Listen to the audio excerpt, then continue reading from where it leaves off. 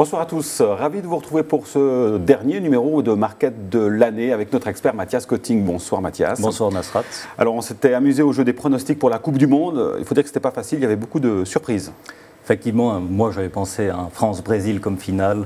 C'était pas tout à fait ça, mais heureusement je n'avais pas non plus pensé à un Belgique-Allemagne par exemple.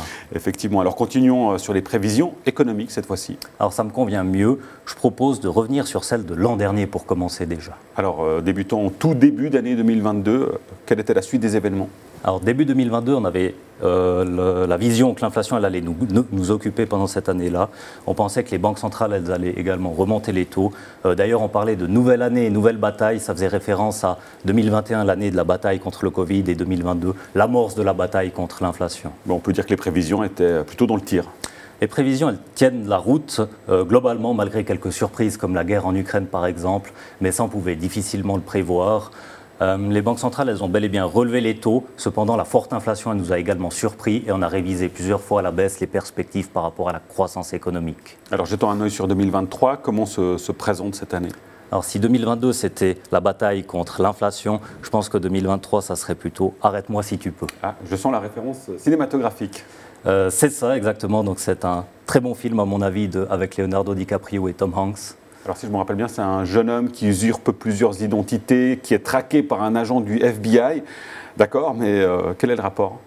Alors le rapport avec l'économie, c'est le suivant. On a l'inflation qui est très fortement montée, qui se balade aujourd'hui un petit peu illégalement dans l'économie. Et les banques centrales, elles ont le rôle du policier, c'est-à-dire de monter les taux pour rattraper cette inflation. Alors dans le film, Tom Hanks finit par rattraper DiCaprio. Est-ce qu'on aura ce même happy end économique ? Alors sans vouloir spoiler le film, je pense que oui. Je pense que les banques centrales, elles vont finir par rattraper l'inflation. Alors justement, où en sont ces banques centrales dans leur traque à l'inflation ? À mon avis, les taux se resserrent, on le voit, les taux qui se rapprochent des niveaux d'inflation. Les banques centrales, elles sont plus très loin de mettre la main sur cette inflation qui se balade. Si on devait se situer dans le film, je dirais qu'on a dépassé la moitié de la traque. On voit par exemple aujourd'hui déjà une amélioration du côté de l'inflation qui baisse de mois en mois. Alors Mathias, dans un tel environnement, quels seraient les bons investissements à faire pour 2023 ? Alors je pense qu'il y a deux choses. Donc la première des choses, c'est les obligations d'entreprise de qualité en francs suisses qui sont intéressantes aujourd'hui. Elles offrent presque 2% de rendement avec des durées de 2-3 ans. Et le deuxième point ?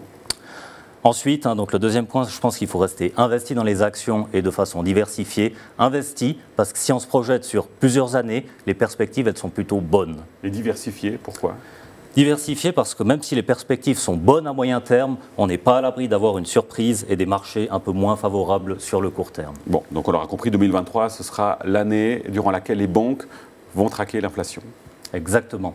Et si vous voulez également faire vos prévisions, vos pronostics sur les marchés financiers, avec par exemple la performance du SMI pour l'année 2023, la BCVS organise un concours là-dessus et vous voyez donc les adresses et QR codes qui s'affichent à l'écran et il y aura plusieurs prix intéressants à gagner avec ce concours. Merci beaucoup Mathias Cotting, il ne me reste plus qu'à vous souhaiter de très belles fêtes de fin d'année. Merci, belle fête également. Et bien sûr à vous également, merci pour votre fidélité, on se retrouve l'année prochaine pour de nouvelles actualités sur les marchés financiers. Bonne suite de programme sur Canal 9, à l'année prochaine, ciao.